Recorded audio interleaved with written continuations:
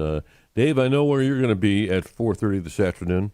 Where will I be at 4:30 this afternoon? You're going to be near a radio so you can hear the entire Bishop's Corner for this week. Yeah, and 4 o'clock before that for Say Yes to Life, the wonderful program with Peter Range. But you are right. I can't wait to hear the rest of the questions, but we get a little teaser first. David, who's on social media. Thanks, David, for writing in. Dear Bishop Thomas, I am the godfather of a 12-year-old who is the son of a close friend. When he was younger, it was easy to give him Catholic books and toys to encourage his faith, but now that he has outgrown those, I am struggling. Could you suggest some practical ways to be a good godfather? Thanks, David.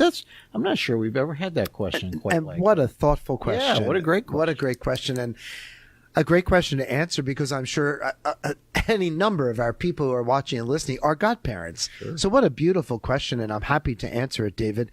But one question, you say it was easy to give him Catholic books and toys to encourage faith, but now he's outgrown those. Well, only if those Catholic books were for children, David. So I would suggest you can certainly keep giving him Catholic books, because what a gift it would be to give him things that would encourage him in his faith, even, and there are plenty of Catholic books for young people that are age appropriate. So don't stop giving him books, David. But I think there's some wonderful other things. And first, I just want to say thank you, David, for wanting to encourage your godson in the Catholic faith, and for you to take so seriously your role as a godfather, as a godparent. I can just tuck in a little personal note, and that is, I do often speak about it. My godparents, God love them, are both still alive. They are both in their 80s. And my whole life, my godmother and my godfather, I've kept in touch with, maybe not daily, of course, but I've kept in close touch. And they continue to be, for me, a deep source of support for me in my Catholic life and in my vocation as a priest and bishop. And they give me example by their Catholic lives. So what a blessing I have to have two godparents who still do that for me. So to answer your question, less quickly, I know, as my dear dad would say, but let me make a long story longer.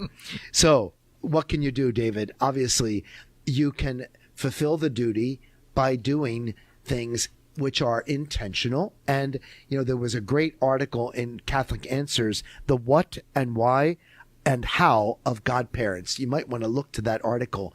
And I just stole a few things from there. So, for example, remember your godchild's sacramental anniversaries and mark them somehow.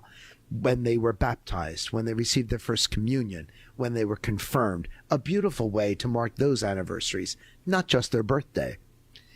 Help them cultivate a devotion maybe to their own patron saint or the patron saint they're choosing for their confirmation.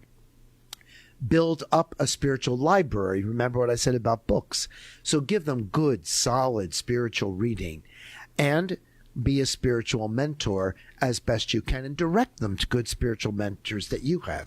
The other thing I would say is, on feast days or you can always do, because I think relational is always better. So maybe invite them and spend the day with your godson. Go to some of the shrines in our diocese. And, I'm not sure. I think you're on social media, so not sure where you live. But take them to a shrine.